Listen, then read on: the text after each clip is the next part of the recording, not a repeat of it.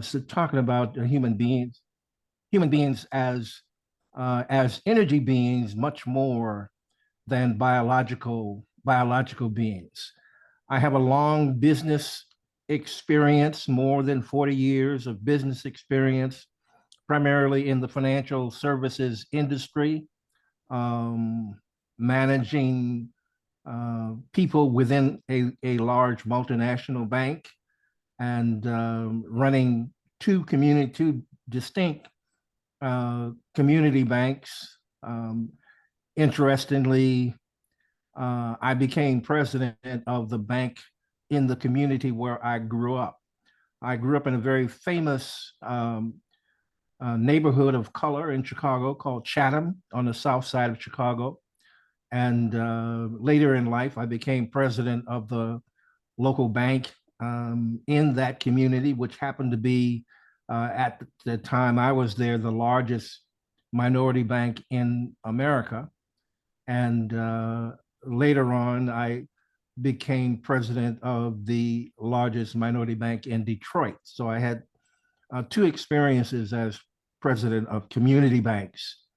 I retired from business in 2009 and began my intense study of systemic racism and what systemic racism was rooted in and how it interacted with history, how it interacted with science, how it interacted with physics, and how it interacted with human beings globally.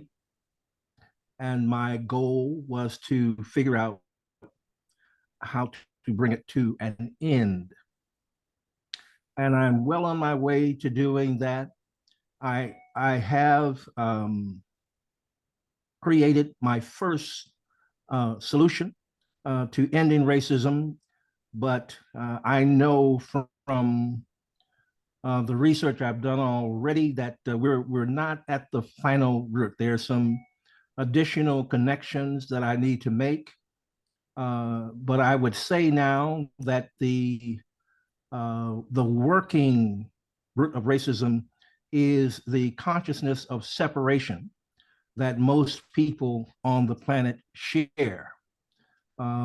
There's a perception that different human groups can be separated in some way from other human groups, and that comes from the consciousness of separation. And I believe that the consciousness of separation is in some way tied to a very old mythology, the mythology of Anglo-Saxon superiority, which traces back to the latter part of the 5th century after Christ, and tied to the ending of the Roman Empire. And what I have not been able uh, to my satisfaction, answer is the question of how are those two things tied together. And when I figure that out, I will then, I think, have the root. But at this point, we know enough to create the necessary corrections to help people free themselves from their unconscious identifications and their unconscious attachments to the false hypothesis of race and systemic racism, white income inequality. Now, I see we don't have many people with us, so let me say I embody the work that I have done, so you can stop me at any time and I'll respond to your question, and then we can pick up and go forward from there. That sounds great. And yes, so go ahead. We are in the Humanity as Organisms Thrives Convergence Room, and we're speaking to Rich Shealey. And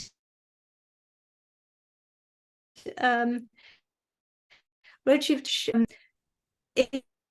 experience of life. So I think we want to hear from you first, and whenever you'd like to open it up for questions too, please feel free. Okay.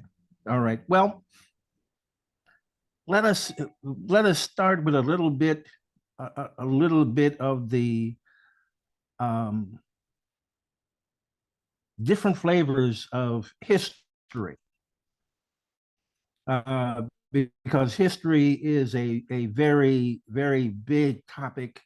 There is much detail to it, and different people tell the story of history in a way to end with ending racism, because for me, that is the most important part of history. Um, Racism is like the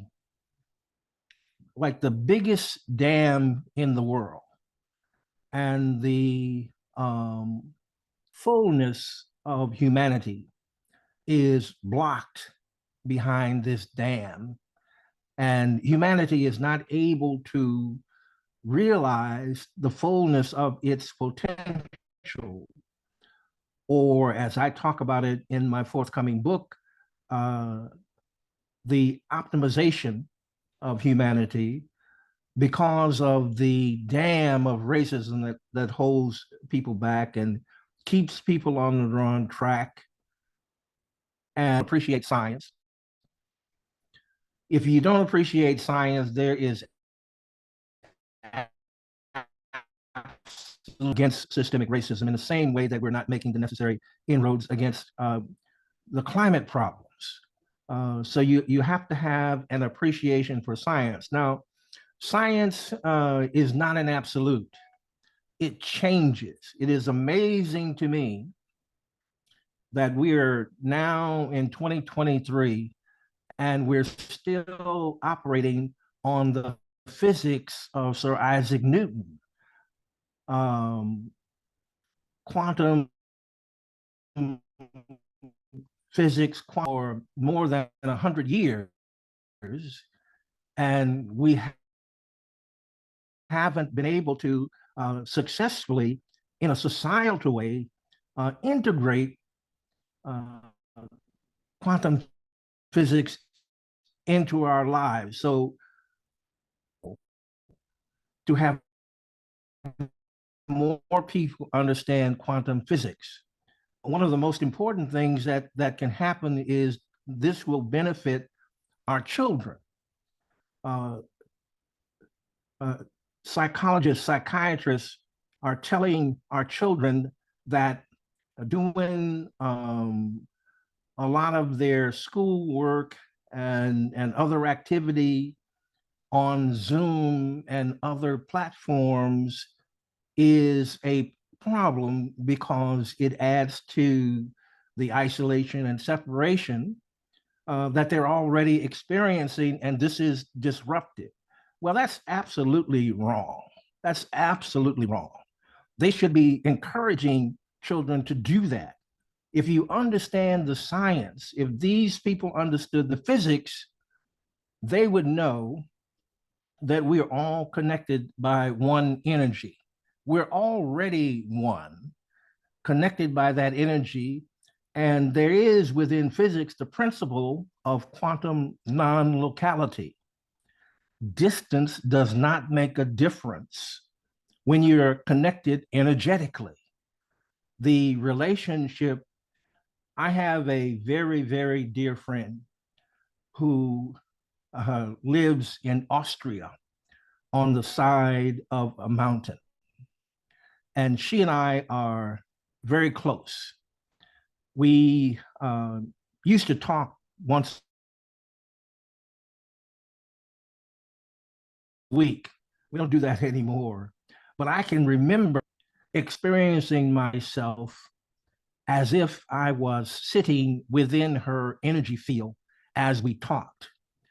We had that kind of energy exchange because both of us are highly intuitive people, both very familiar with energy, And we had that kind of loving, trusting relationship that even though we were thousands of miles apart, because of our energy and the closeness of the friendship that we had developed, I could feel myself sitting inside of her personal energy, and I knew the distinction between her energy and my energy, but I was within her energy.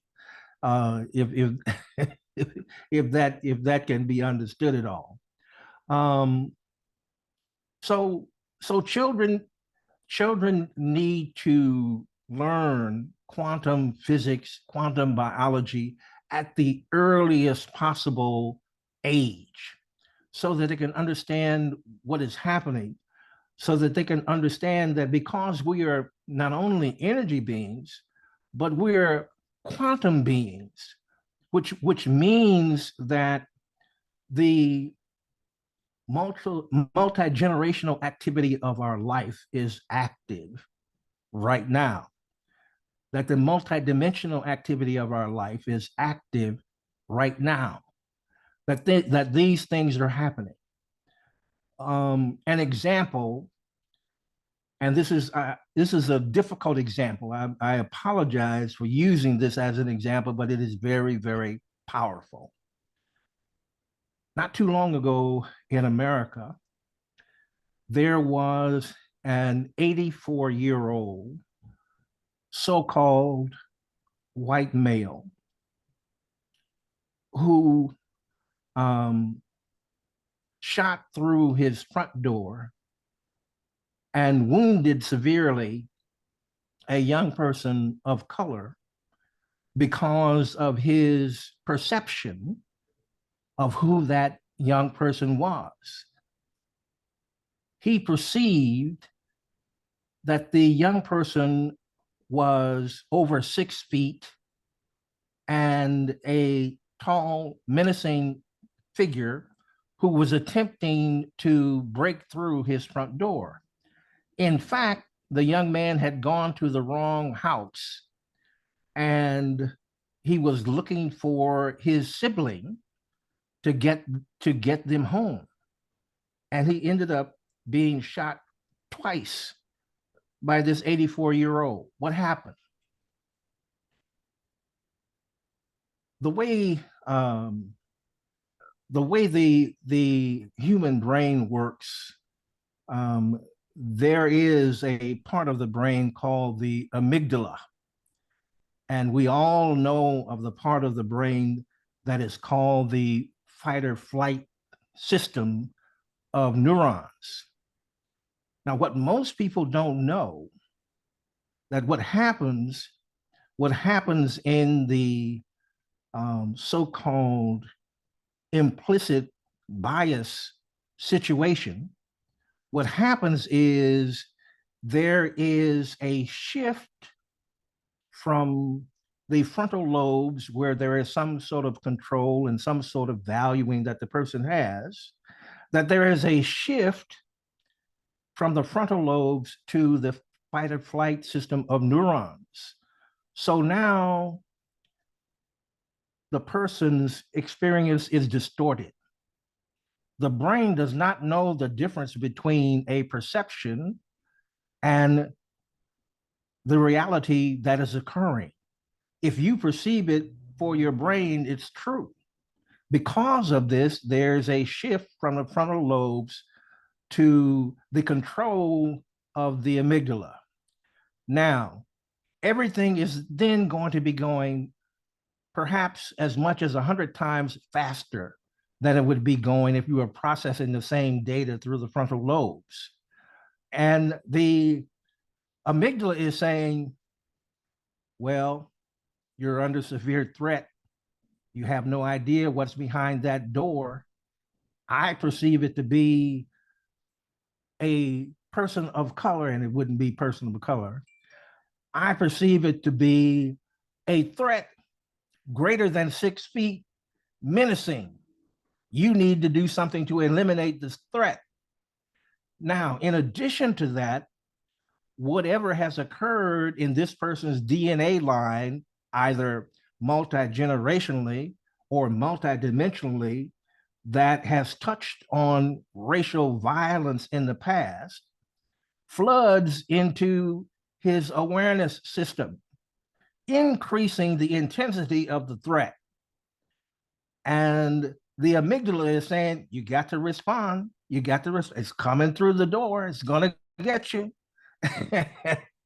and and the 84-year-old ends up shooting this child because we don't understand the physics of the life that we're living.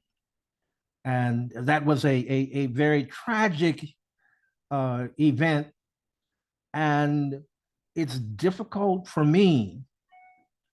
It's difficult for me to take relationship to this situation like ordinary people do, because I know what has happened to this person scientifically. I know where his implicit bias has taken him. And I know that he had minimal, if any, control in this situation. He simply responded to his amygdala, which told him at his unconscious level that he was under a life-threatening situation. So now, how do you, in a court of law, how do you properly balance all of the equities in that situation? He didn't know the science. The police don't know the science. It's unlikely that the judge is going to know the science unless somebody tells him. The jury is not going to know. The defense lawyer should keep it from him if he can. And the prosecuting attorney, it'll be interesting if he picks up the science somewhere along the way. Now, is this a situation that cannot be responded to in the moment? No, it is not. It can be responded to in the moment if the scientists were sharing the kind of science that allows you to respond to this situation. Built into the biology of a human being is approximately 500 or so milliseconds to respond. Now, that doesn't seem like a lot of time, and it's not, but you have time to respond.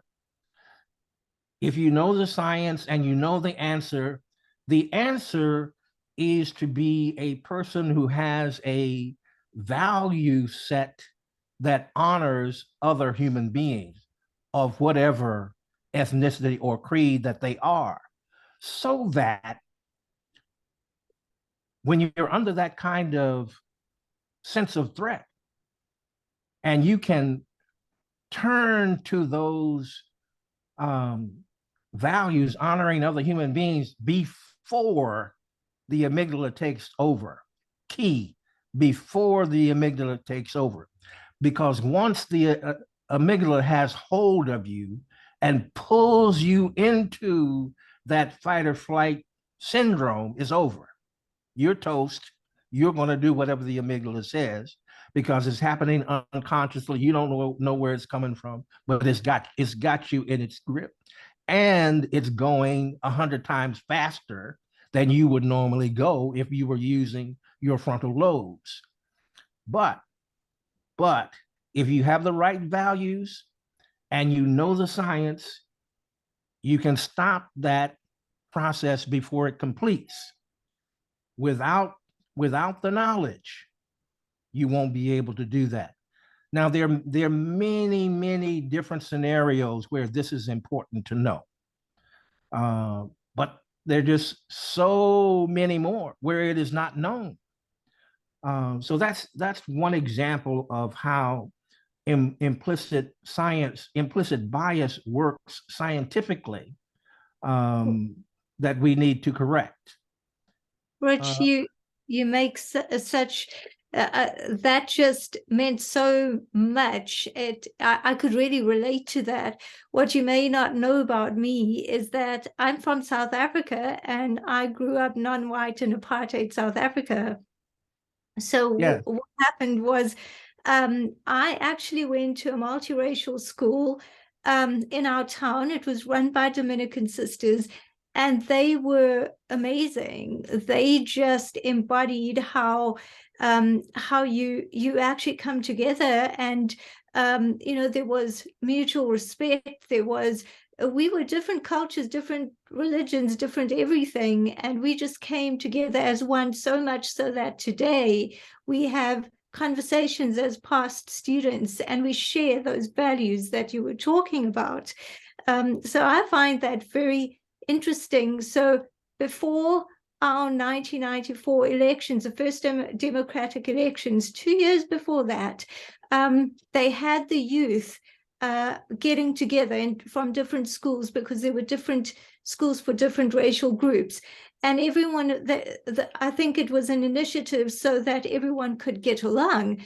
And I was part of, one of the youth facilitators. And I'd look at this and think, really? You don't know how to speak to other people? Is this for real? You just speak. It's not so difficult. But that is very interesting to me. And yeah, that's my experience. And I also want to, I'm stewarding this convergence room with Dr. Tom Ackland there. And Tom speaks these languages because he's a regenerative neurologist and functional medicine doctor. So I'd love to hear what you have to, how you see that, Tom.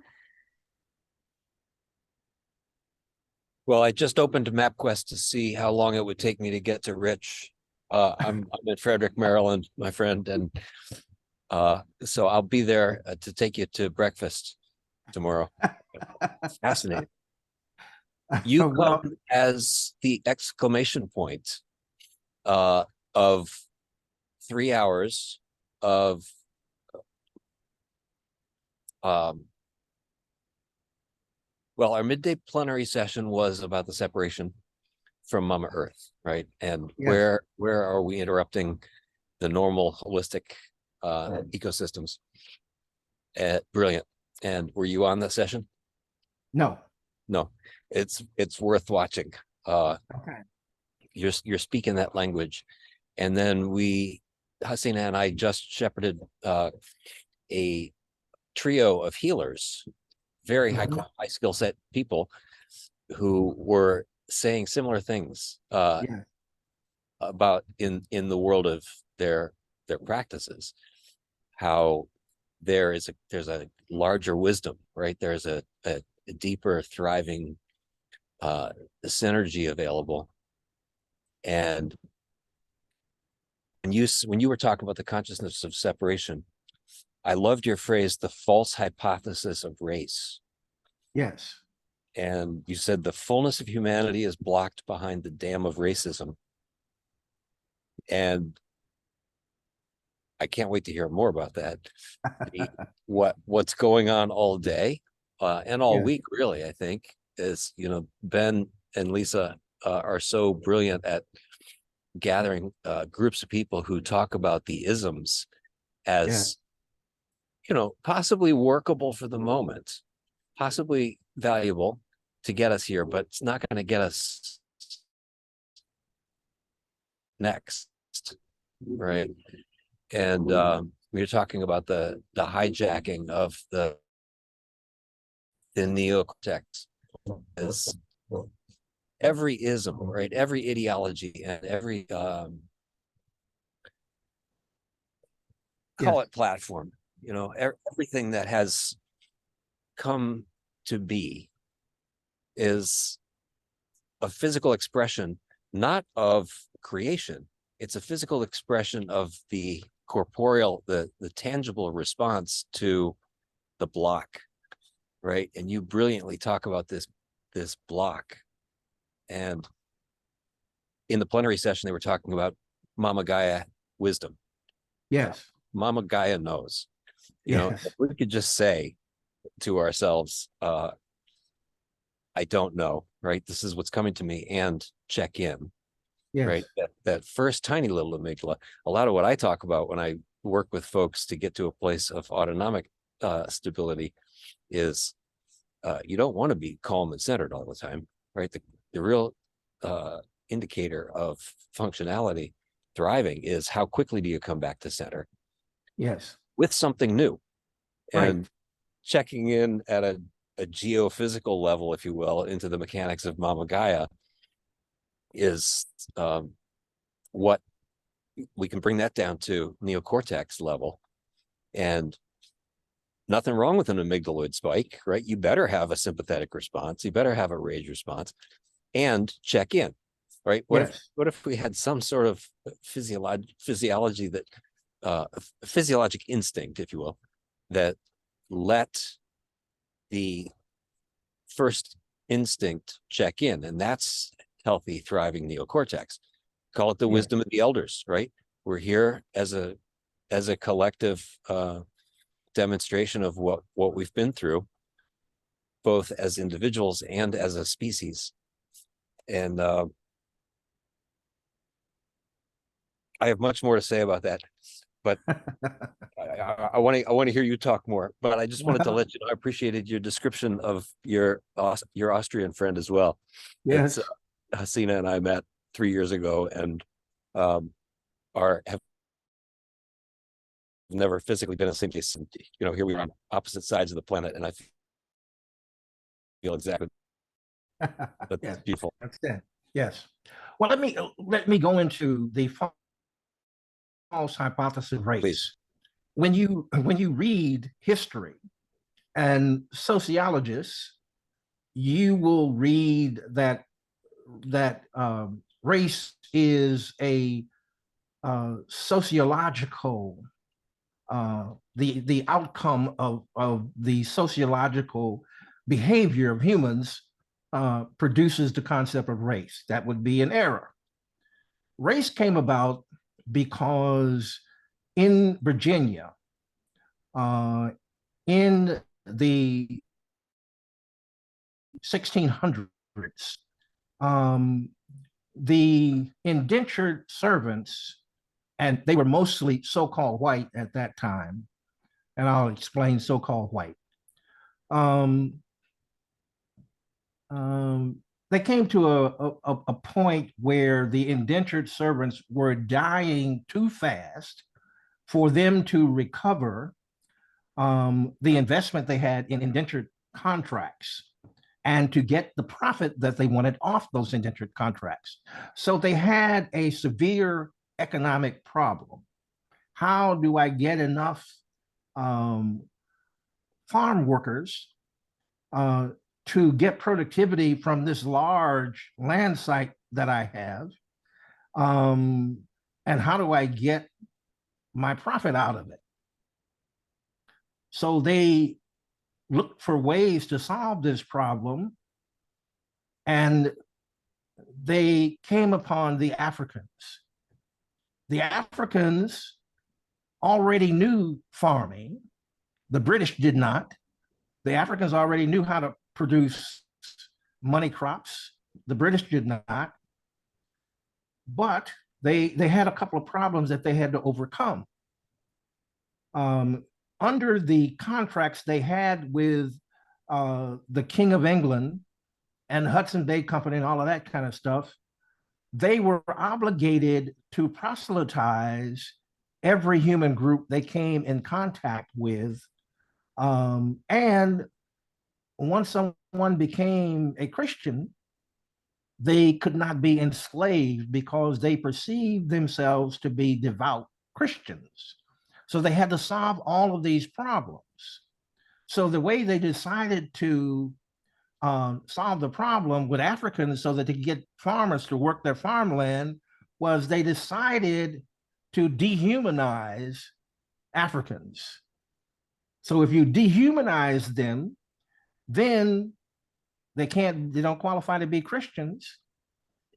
And you've got them in a bad position because there's no way for them to escape back to Africa because they don't have the transportation. So you dehumanize them, you demonize them, and you create a situation where you can enslave them for life. And on the way to do that, one of the strategies is to create the concept of race. You make them a kind of a dehumanized race. So now they're weak in every way. You teach them how to be slaves, and you teach them how to dehumanize themselves, and you lock it in to their unconsciousness over time, and you have got the concept of race. The next thing you do is you put it into the law, and the you build a legal system that validates the dehumanization of every human group other than so-called white. Now, so-called white, why do I say that? When the British landed in Virginia in 1607, no one was calling them white. They were known by their geography. They were known by their religion, but they were not white. They became white after 1691. It's a strange period in history that not very many people talk about. It's confusing because there's so many different reports. But from 1607 until somewhere between 1640 and 1675, everybody was having a good time with everybody. You had all kinds of relationships that crossed human groups. You had European women with indigenous men. You had European women with Africans, and vice versa. Everybody was doing everybody and having a good time at it because the conditions were so harsh. The same conditions that produced the concept of race made it very, very hard living every day. So at the end of your workday, whenever that was, you were ready for some relaxation and some fun. And it didn't make you too much difference who was in front of you and if they were of another ethnicity or not. But in 1691, there was a law in the continuing series of laws that were instituted to create distance between European women, indigenous men, African men.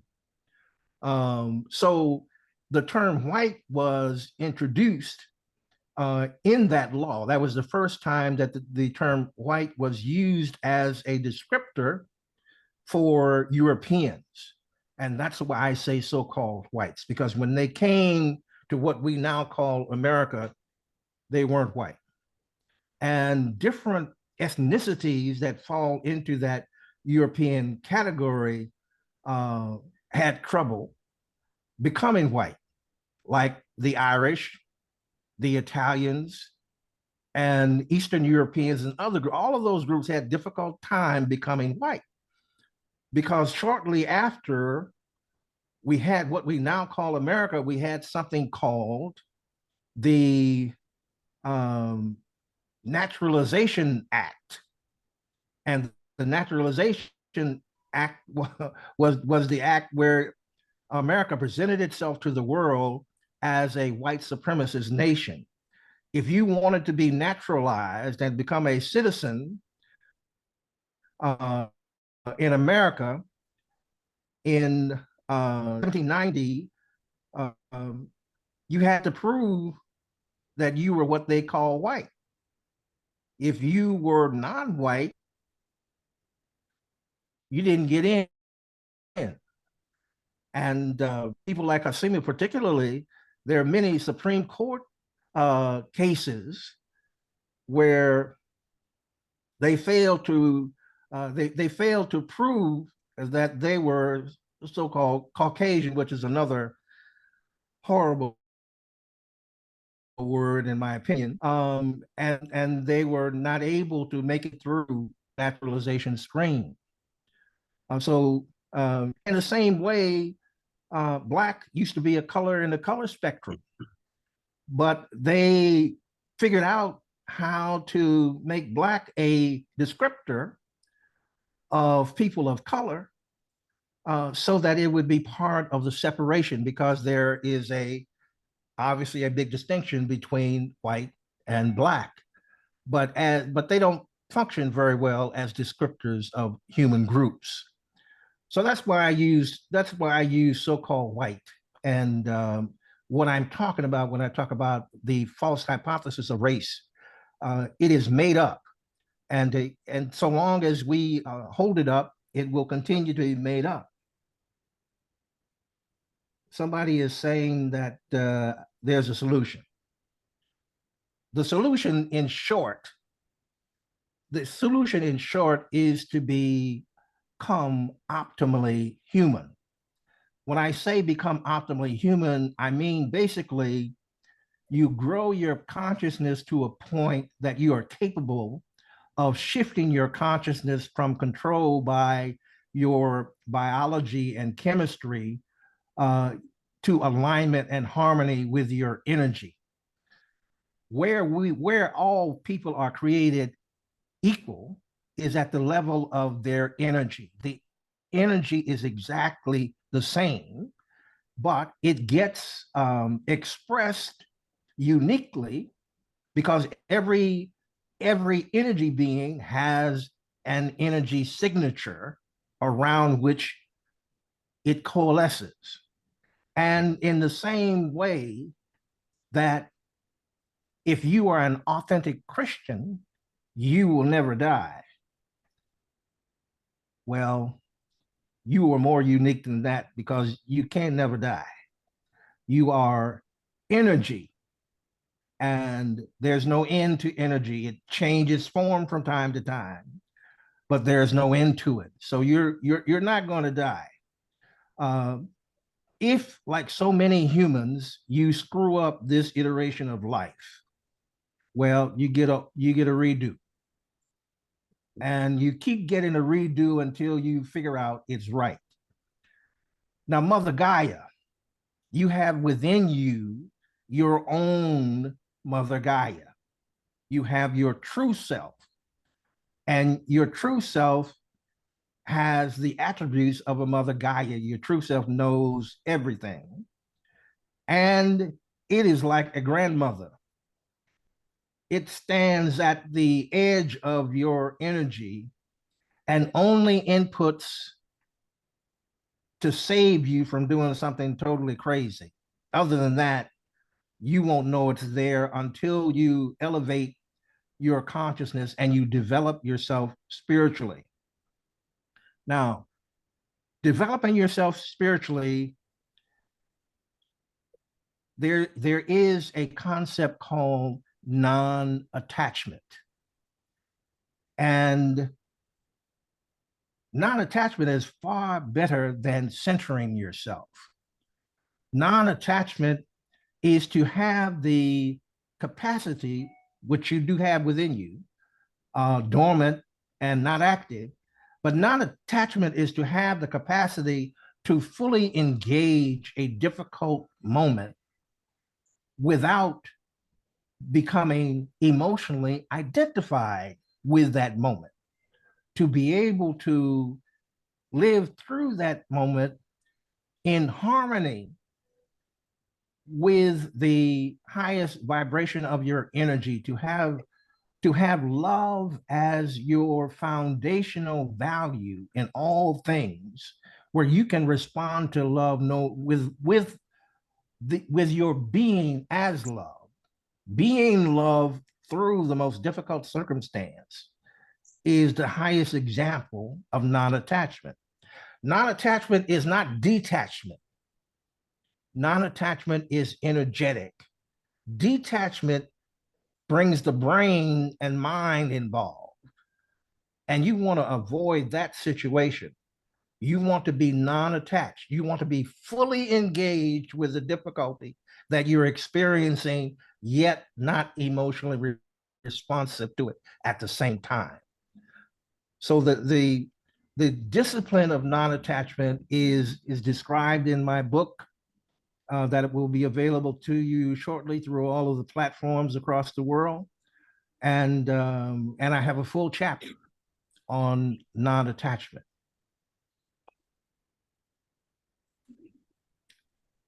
That resonates very strongly with me, Rich. Thank Beautiful.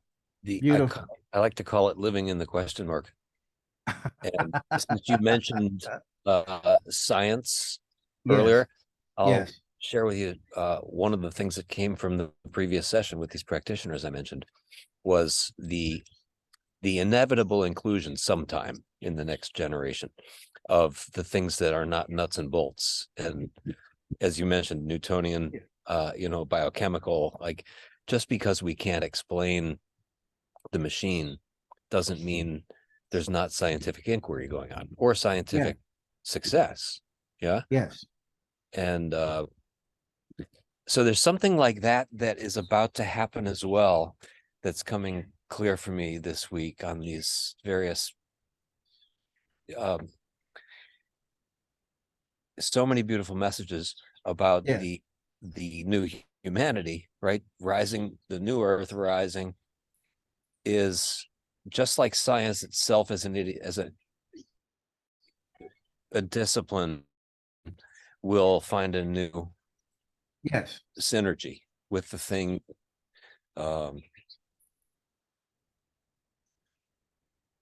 that feels like it's living in the question mark. Do you see that sort of shift? How would you into a place where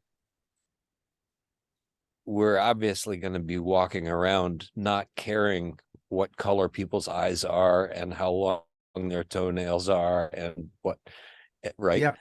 And like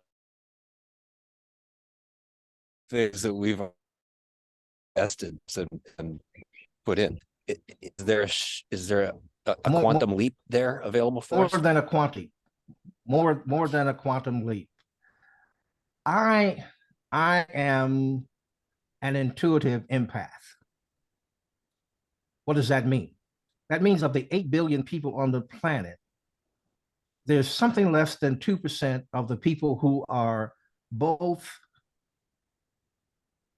profoundly intuitive and empathic energetically in a way that from time to time they can discern the information that is in the energy of another person or another group of people or whatever. But an ability, I think of intuition as energetic intelligence. Now, all of that to say this to you, which is going to sound crazy, and I understand it, but I trust my intuition. I believe what is happening is as we are making this shift from the Piscean age to the Aquarian age, what is coming is a different response of the universe to our ignorant behavior. Specifically, people who choose to be identified with countries like America, with all of the unconscious biases and unconscious identifications and attachments, are going to find that the energy that the universe provides to support human activity is changing. So people who have not been aligned with the universe are no longer going to get the quality of energy to support their ignorant behavior. The universe is going to begin to provide energy for people to become optimized human beings. And they're no longer going to support that crazy behavior. So what's going to happen? That crazy behavior is going to get crazier because they're not going to have the kind of energy to sustain their behavior. They won't know what's happening, but they will know that the sense of isolation, the sense of not being connected to anything, is the space that they're going to have to learn how to enjoy. And they're going to respond in even more crazy ways. But the universe is no longer going to concern itself with that. It's going to concern itself with people who have the wisdom to engage, harmonize with the universe, and move toward being optimized human beings. So that's what I see coming. I can resonate with that. Definitely. I'm an Akashic Records reader, and also feel that intuitive resonance. And what the messages that I've been getting are that yes, the universe, the energy of the universe is going to support. And we were just discussing the labels, words used as labels. I don't want to use labels, but I'm using a word to support awakened people who are just able to awaken to this new age. The age of peace and unity is not coming, it's upon us, and we get to align with it. And when we align with it, that's a tipping point, or the single grain of rice that tips the scale. And we're actually the pioneering edge leaders, and we can choose that. Yes. Yeah, it's Yes. I totally agree. Yes, I appreciate that. I notice I notice your intuition working. When you're reaching for your when you're reaching for your intuition, you look up and to the right briefly. I Oh used my to word. I know That's I used to do that. But I don't have to do it anymore. It's right there with me all of the time. That's very interesting, because I didn't realize I was doing that until my sister, she's on this call, Shamima, she said to me, when you're doing your readings and you're on Zoom, a person just sees you, looking up. And I guess I do that as a point of focus, because it just feels, it's coming in. I don't need to look at the screen until I feel the information coming through in the words that feel good to me. Right, right. Yes. Well, you'll come to a point, I think you'll come to a point where you'll find yourself listening more than thinking. Yeah. Hmm. Yeah. And then and soon after it'll come online fully. And you won't have to look up, and you won't have to listen, it'll just be there. I trust that. Yes. Yes. Well, we're coming to the end. Any final questions? I have one other thought, yeah, Okay. to revisit the idea of I love the idea when you talk about the celestial, or the universal attention given, and when you suggested that the universe will begin neglecting the ignorant. There are many who, would consider themselves advanced healers, and somewhere down the road in their growth and development, who would say that would be an unkind thing, right? Yes. But the way you described it, because the default, of course, is we we want to believe in the Wizard of Oz version, which is the universe loves everybody. Yes. Right.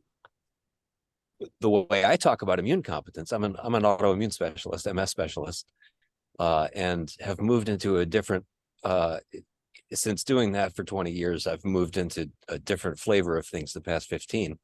And I call it the immune shrug. When people have full immune competence, the thing shows up and no, right? And similarly, I got that feeling when you were describing the universe. The universe is wise enough to, and it's not in a judgmental way. It's just, Yes.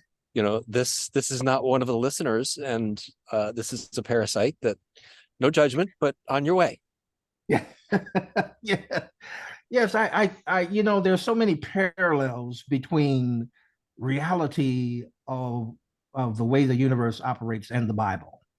And when you say that, what comes to mind for me is that God is no respecter of persons.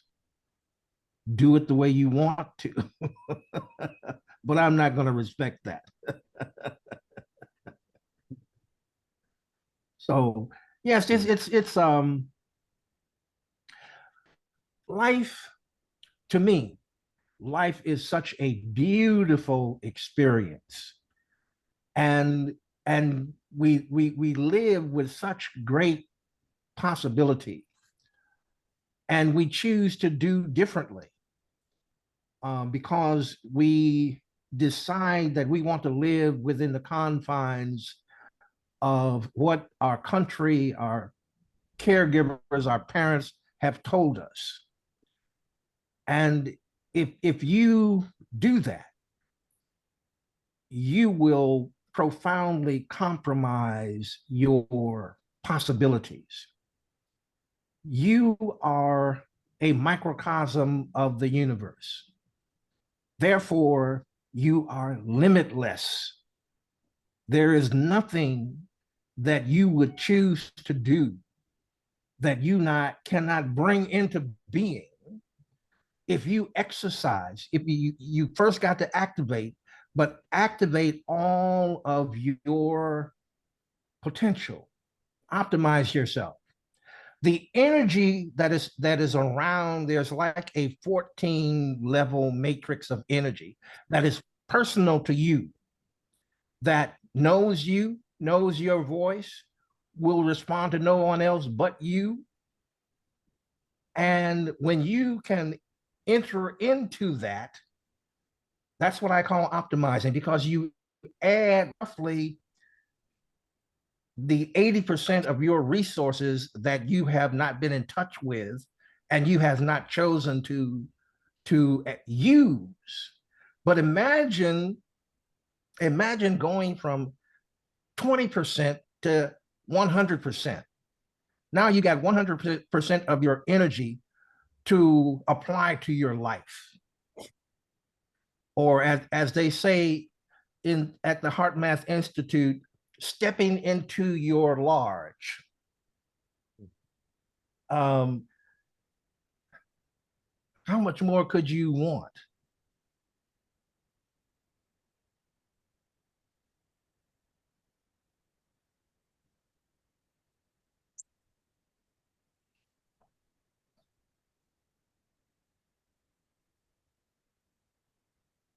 I'm in.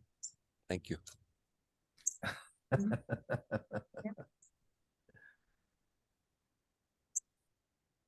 What a fascinating and incredible conversation.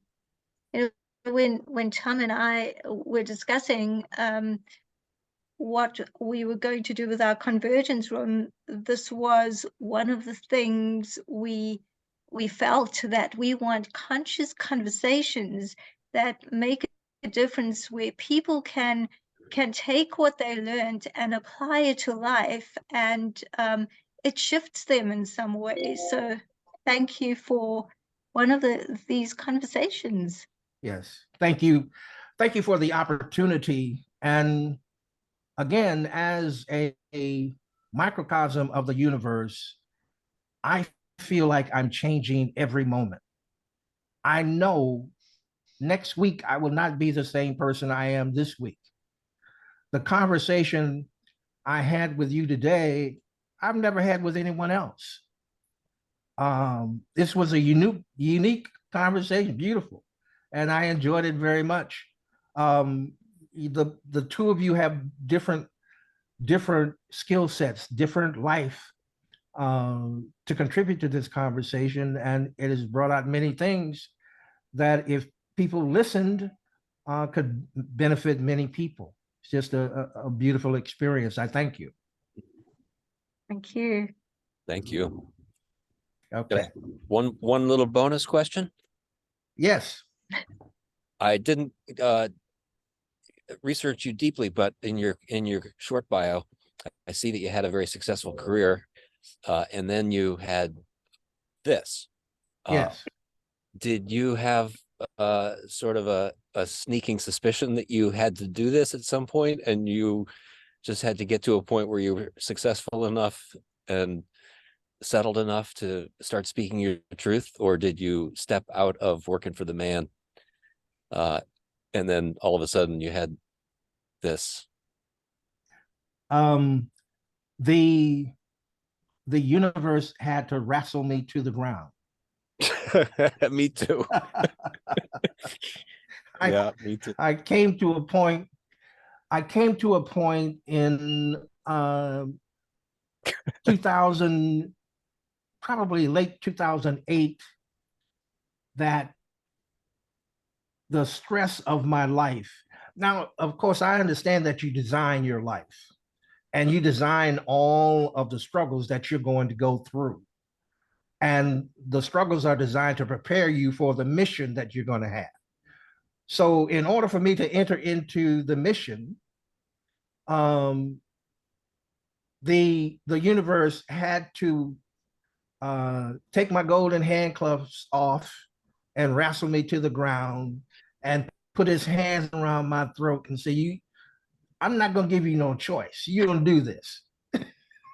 because I would go to my desk and the stress would be so great. It was physically painful.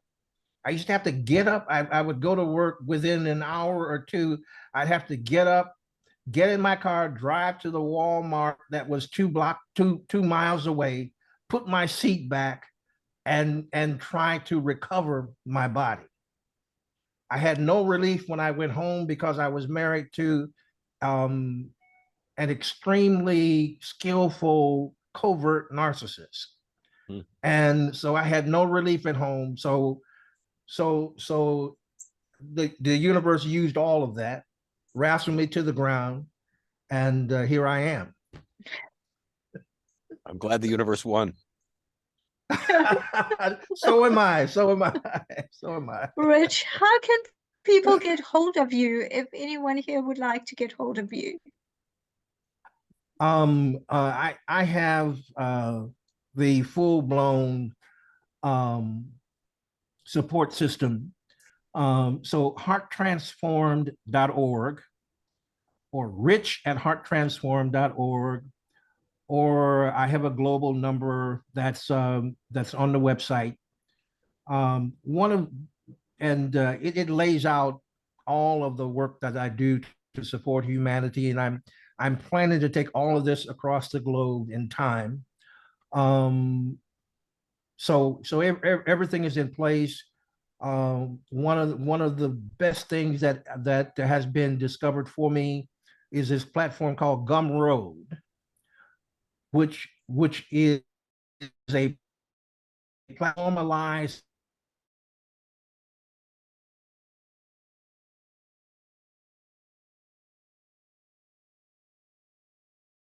so